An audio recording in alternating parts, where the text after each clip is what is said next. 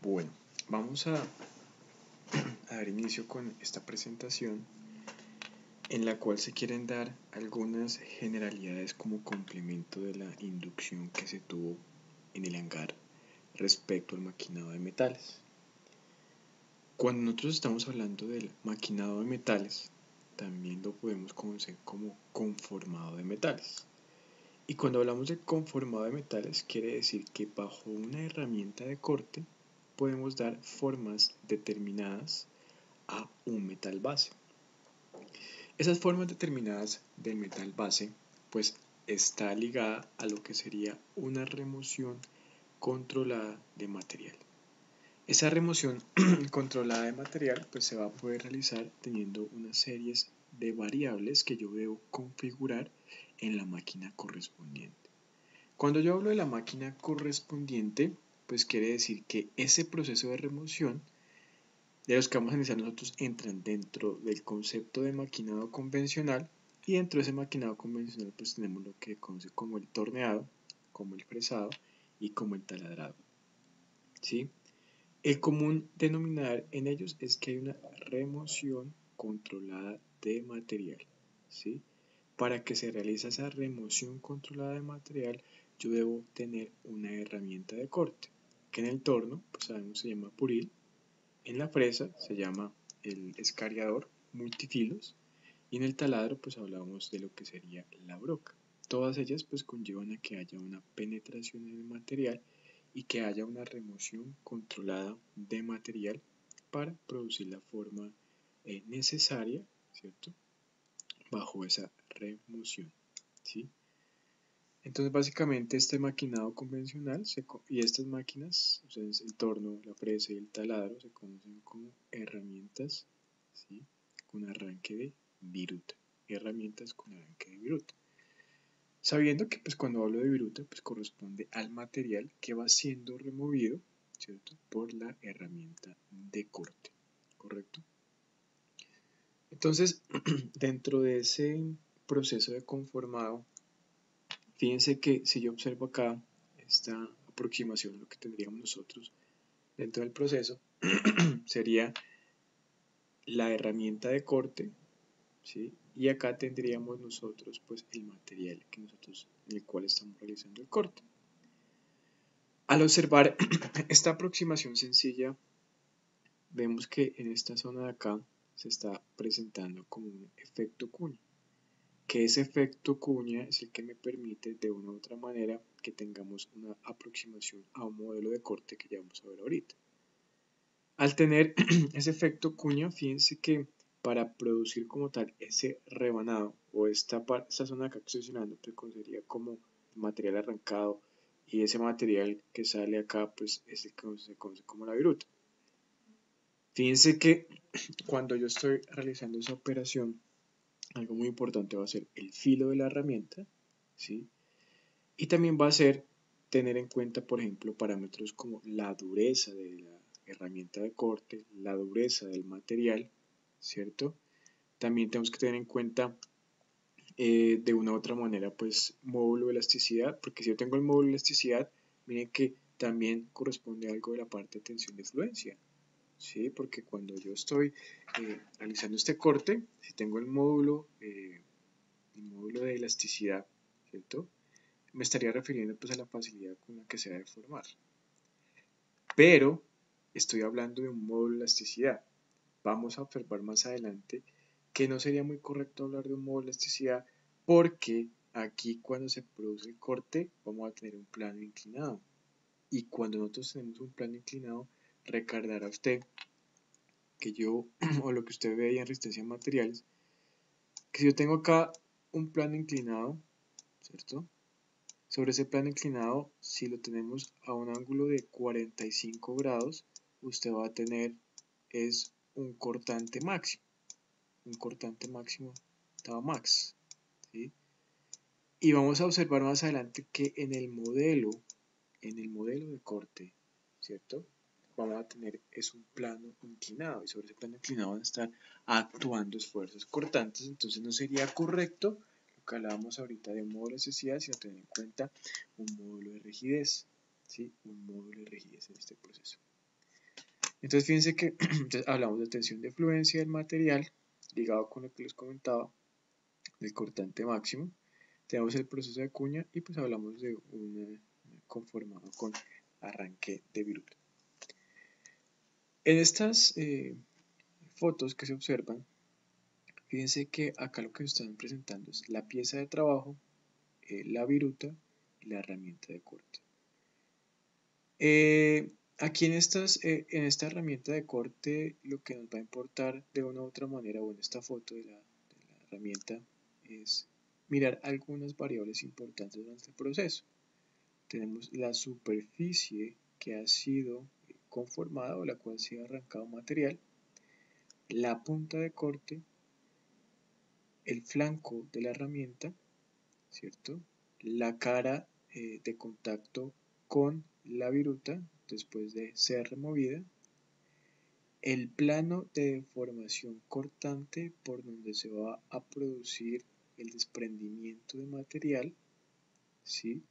La superficie original y pues obviamente el movimiento correspondiente o la salida de la viruta después de ser removida por la herramienta de corte.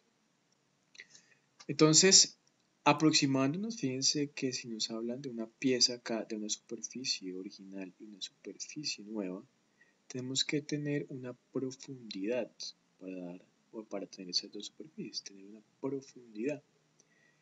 Y miren que acá nos hablan de un movimiento, quiere decir que damos una profundidad y a la herramienta de corte también le vamos a dar un movimiento relativo, ¿cierto? Para que se produzca ese conformado, ¿correcto?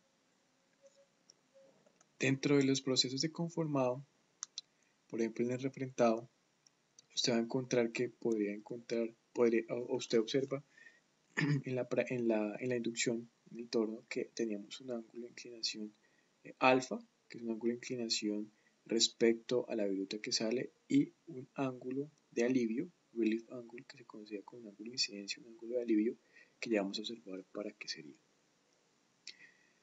Dentro de estas cuatro fotos, la A, B, y C y D, observamos algunas disposiciones de la herramienta de corte respecto al material, ¿sí?, inicial al cual vamos a hacer cualquier operación de conformado.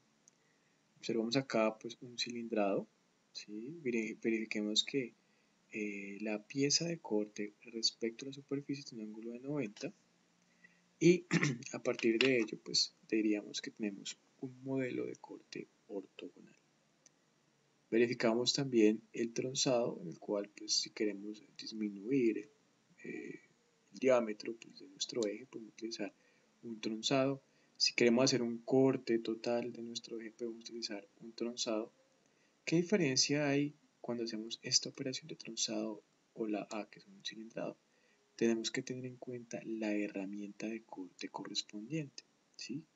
Cuando hablo de la herramienta de corte correspondiente, pues me refiero a la forma y la configuración como tal de su filo, ¿sí?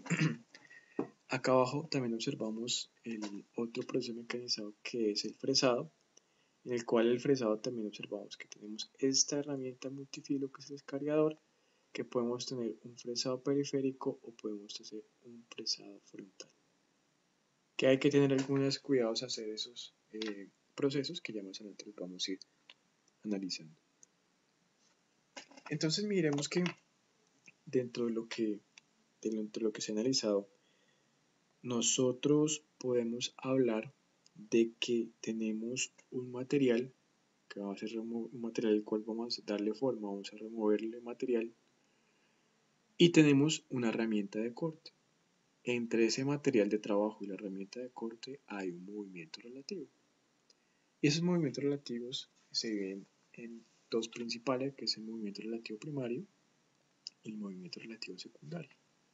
En el movimiento relativo primario habla de la velocidad de corte. Si nosotros tomamos aquí esta aproximación en la cual tenemos el material de trabajo, ¿sí?, tenemos nuestra herramienta de corte, ese movimiento primario, que es la velocidad de corte, refiere a la velocidad a la cual está girando el material que va a ser conformado. Y esa velocidad del material a la cual va a ser conformado, pues ¿quién me la está dando? La máquina, ¿sí? Veía usted que cuando prende el torno, pues tiene que configurar la velocidad de giro de su material, que sería el movimiento primario o velocidad de corte. En el movimiento secundario hablamos de un avance. Si observamos acá, miren que cuando yo les comentaba aquí, mostraba esta foto, decíamos que había un movimiento relativo de la herramienta de corte. Ese movimiento de la herramienta de corte respecto al material de trabajo es lo que se conoce como el avance. Entonces miremos algo importante. Venimos acá, digamos que este es nuestro diámetro inicial, lo queremos llevar a este diámetro final. Nosotros ubicamos acá nuestra herramienta.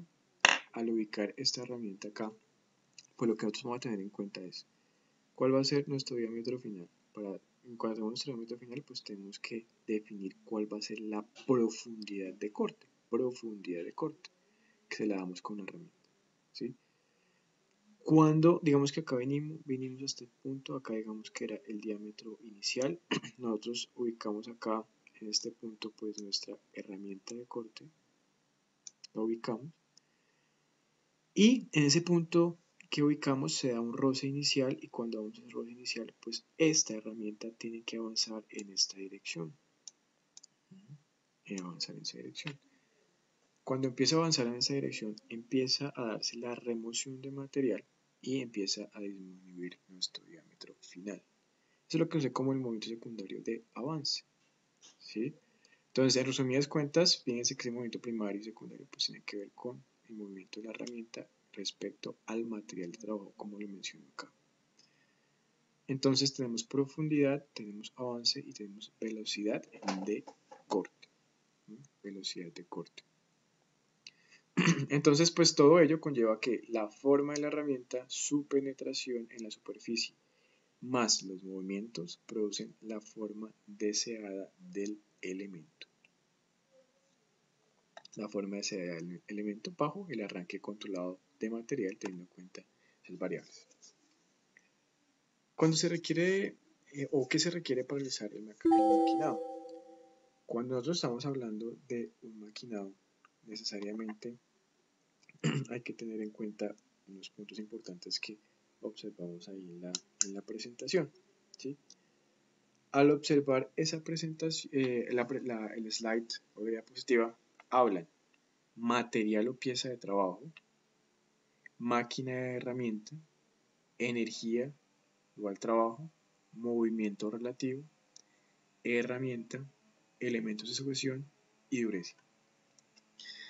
¿Por qué coloco esto acá? Dentro de su práctica ya se le informará pues cuál va a ser la pieza que tiene que trabajar, y dentro de ese informe que usted va a realizar, en cada proceso mecanizado que usted realice, tiene que definir. Si habla de energía o trabajo, pues va a definir, por ejemplo, cuánto va a ser la velocidad de corte, ¿cierto? Que la energía rotativa que se va a entregar para poder realizar el arranque de material. Va a definir si ese movimiento relativo después que va a definir los movimientos. Entonces ya hablamos de la velocidad de corte. Va a definir lo que sería el avance. Va a definir lo que sería la profundidad. También dependiendo del tipo de conformado que esté realizando, la operación como tal, por ejemplo si hablamos del torno, digamos que usted va a hacer un refrentado, o va a hacer un cilindrado, va a hacer un cono, va a hacer un moleteado. Eso es lo que se refiere a la herramienta. Dentro de su informe usted tiene que especificar cuál va a ser exactamente la herramienta que está utilizando con su especificación de fábrica y con el serie número pues de ser necesario, ¿sí? Entonces, acá en este punto, fíjense, también hablamos de los elementos de sujeción. Si hablamos de elementos de sujeción, pues estamos hablando de la copa, ¿sí?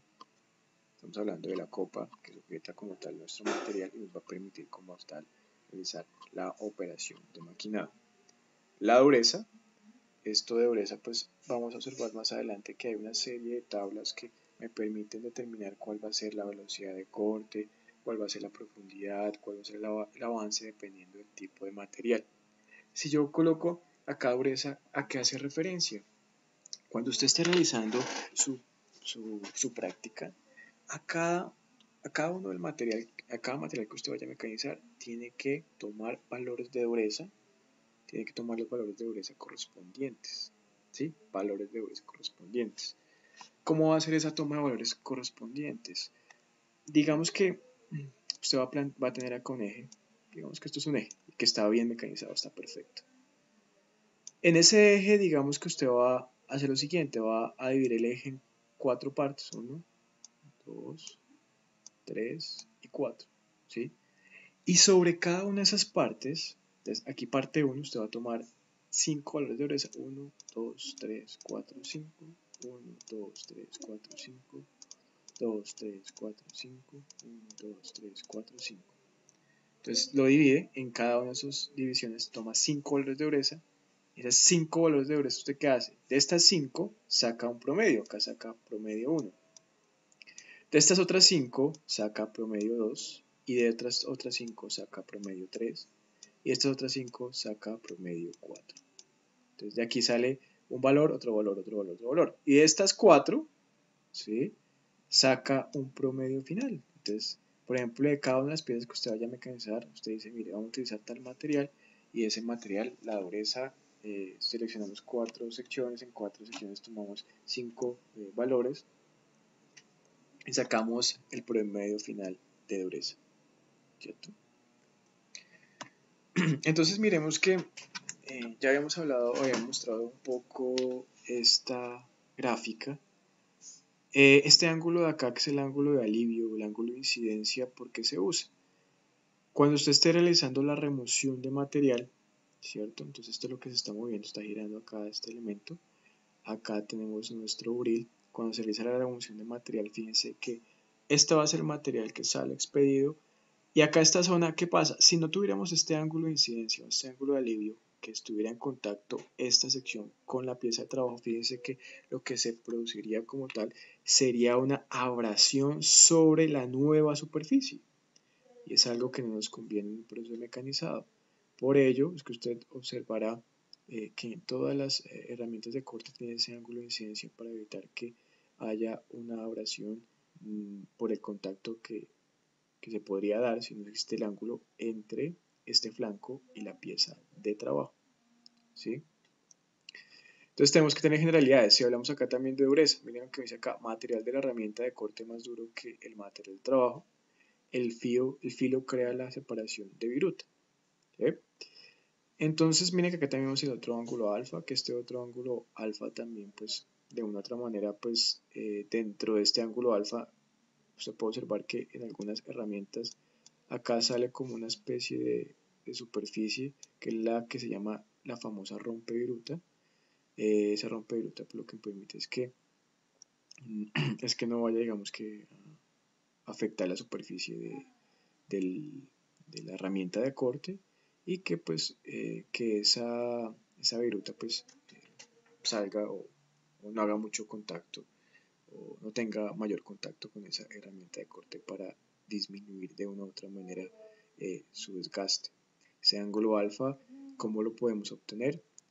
Inclinando como tal la torreta, ¿sí? Ya usted vio las partes en la inducción, entonces inclinando la torreta podemos tener este ángulo alfa. Este ángulo de incidencia sí depende de la fabricación, ¿cierto?, o la configuración geométrica inicial del fabricante de ese elemento de corte o el buril. Miremos que dentro de las herramientas de corte tenemos las que se conocen como de una sola punta, ¿sí? También tenemos aquellas que se conocen como múltiples filos o múltiples filos cortantes. De una sola punta también se conocen como monocorte, ¿sí? En algunos casos pues usted puede escuchar que dice que es una herramienta monocorte, o sea, que solamente tiene una punta, ¿sí? También tenemos la de múltiples filos. Dentro de la de múltiples filos podemos encontrar o podemos clasificar dentro de ella pues lo que sería el escariador y también podremos clasificar lo que serían los buriles multi-injertos. Fíjense que este buril, esta zona que estoy seleccionando acá, pues es el injerto, ¿sí? Puede ser en tungsteno o puede tener un recubrimiento en cobalto.